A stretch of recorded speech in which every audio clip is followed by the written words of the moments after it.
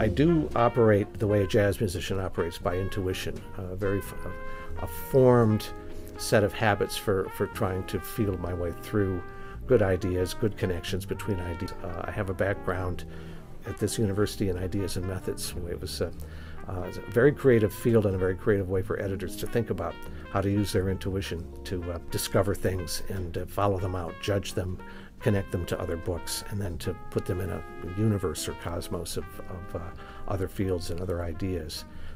It's like playing a really good drum solo and knowing you did, or thinking you're about to. And they use various terms for this job. Acquisitions editor is one. Sponsoring editor is another one. My favorite is what the British call it, procuring editor, which has a very naughty ring to it, and it does have the prostitutional echoes that belong with the job. It's a fairly intuitive matter of timing everything just right, trying to get just to mix the right projects to present at the right time. Also timed in terms of where the culture is when you present something new, trying to make a case that the author is an important person, because this is all about potential. My job is to make the potential look attractive as an actuality that hasn't happened yet. There's so much paper that comes and goes that it's almost a losing proposition trying to keep it all totally orderly, as long as you know basically where things are. Some of them are a year old, some of them are a week old. I mean, I see these things as in conversation with each other, and I also see them as emotional components of my office psyche. They give me comfort because they're there. They can quiet me down. They can excite me. They can lead me to daydream. They can lead me to a focus like a laser on something. And so the paper takes on all kinds of different characteristics.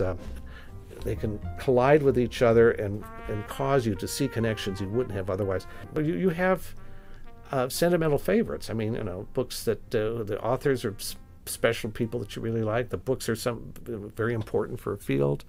Or the book designs are terrific and you just love the way they look. It's a commodity fetish after all.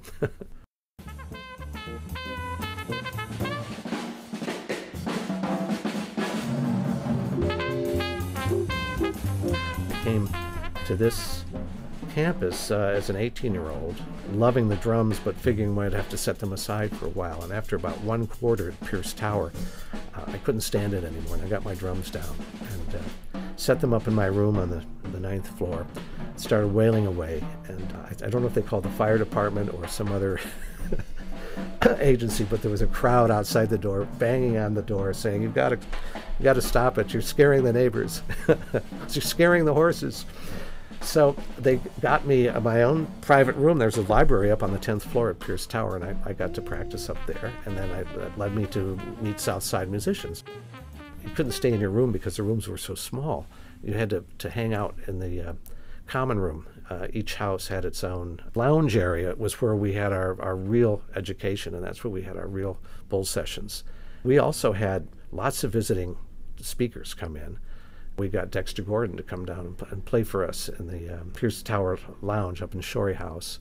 It was one of the greatest evenings of jazz anybody there has ever heard. It was spectacular. And we got Gene Ammons to come after that, and we could go over to McKee's Disc Jockey Lounge at 63rd and Cottage Grove and hear John Coltrane whenever we wanted. Horace Silver, Art Blakey, Miles Davis. Always came to the Sutherland Lounge, which was at 47th and Drexel. And you could get to these places when you were in Hyde Park. For an 18-year-old, it was great.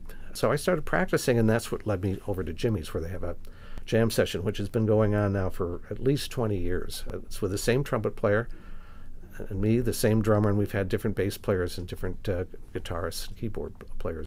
And lots of my authors have been over there to hear the band, and so that becomes a part of my whole shtick, as a roaming agent looking for books and looking for musicians and getting everybody all mixed up together in these various scenes. It's a lot of fun. And as I say, it's a passion. And I have maybe a dozen authors who are absolutely addicted to Jimmy's. They love Jimmy's, they love the whole setup there, and probably like the idea that they have an editor who's got something else to do besides sit in an office.